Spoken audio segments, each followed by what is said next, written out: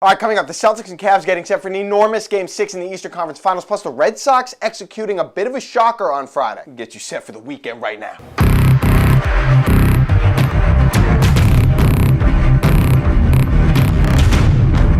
All right, Game 6 tonight in Cleveland. Celtics have a chance to close out the Cavaliers. The Celtics have been brutal on the road in the playoffs. They have to, at this point, be sick of that narrative. What an opportunity for Boston to step up. Not only should they want to prove something to the world on Friday night, but they need to prove something to themselves. I mean, I don't know how you go into an NBA Finals situation with any kind of confidence if you have the track record that the Celtics have to this point on the road. Houston or Golden State are a lot better than Cleveland, and you're not going to have home court advantage. Here's what has to be said after the game. Whatever happens, whatever the outcome may be, the Celtics cannot feel like they got outworked. That's it. If I'm Brad Stevens, that's all I say. I don't want to walk away from the game tonight saying that the Cavs clearly wanted it more. If the shots aren't falling, that happens. I mean, just look at James Harden in the Western Conference Finals. 0 for his last 20 from three-point range. I mean, if you're at the rim, dunk it and actually get it in, be the team that wants it more. And I think if you can do that, you'll be able to live with the result. And I know the question has been asked this week, are the Celtics essentially playing with house money having gotten this far? Look, I'll buy that to a certain extent, but that under no circumstances mean, well, they've gotten this far, so if they lose, I'm not upset about it. Yes, could you argue they're lucky to even be at this point, having lost Kyrie Irving and Gordon Hayward earlier in the year? Sure, but you've gotten to this point. You're one win away from the NBA Finals. Look, if you win a lot of money and then go lose it, you're not feeling good. What it will do is it'll lessen the sting. So in other words, if you lose this series, it'll really hurt. But 10 years from now, you're not going to think, oh, that series against the Cavs in 2018, we blew that one. You'll be at peace with what happened. This is not like the Patriots in the AFC Championship game in 2006 losing to the Colts, where you knew if they just held the big lead they had and won that game, they probably would have rolled the Bears and won another title. So that's where the house money comes into play. But if you lose this series up 3-2 with a chance to go to the NBA Finals, even without Irving and Hayward, it's going to hurt. So breaking news out of Fenway Park on Friday, the Red Sox designated Hanley Ramirez for assignment. So basically what that means is they cut him. I'm surprised. Now, he's been brutal lately. 0 for his last 21, batting 175 in his last 15 games, but he was really good in April. At times during his tenure with the Red Sox, he's carried them offensively. I get he's a below average first baseman slash fielder. JD Martinez in his emergence has certainly made him more expendable, but I just thought you'd want as much thump, as much power in that lineup as possible. The reason they made the move was because Dustin Pedroia was activated from the disabled list. Pedroia was just 1 for 14 in his rehab stint in Pawtucket, probably bad towards the bottom of the Red Sox order to start at least. I figured like everybody else, they get rid of maybe Blake Swihart, but they went with Ramirez. He makes a lot of money, but I'm still surprised. And as we go into take your pick, I want to just mention that Hightower did return to practice for the Patriots at OTAs on Thursday.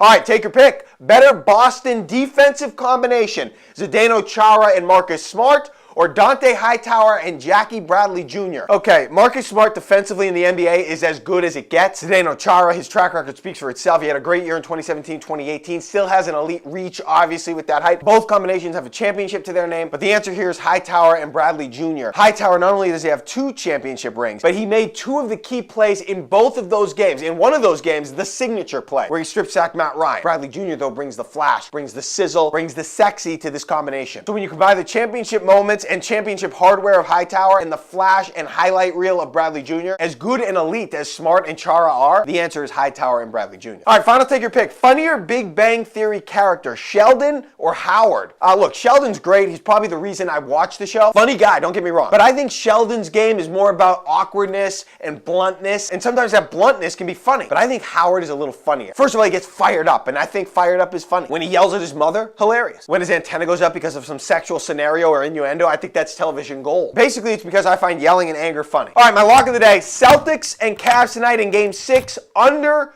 202. I'm taking the under. I think both teams will obviously be desperate in this game. They'll play desperate, which means the defense and defensive intensity gets turned up a couple notches. They'll make scoring more difficult. Celtics obviously haven't been filling it up offensively on the road, but when they play well, they're playing good defense. So I think that'll keep Cleveland's offensive production down a bit too. I think both teams struggle to score during stretches of this game, and ultimately they come up short of the under. Under 202 is my lock of the day. Have a good long weekend. See you Tuesday. Well, as you know, I'm not on Snapface and all that, so I don't really get those.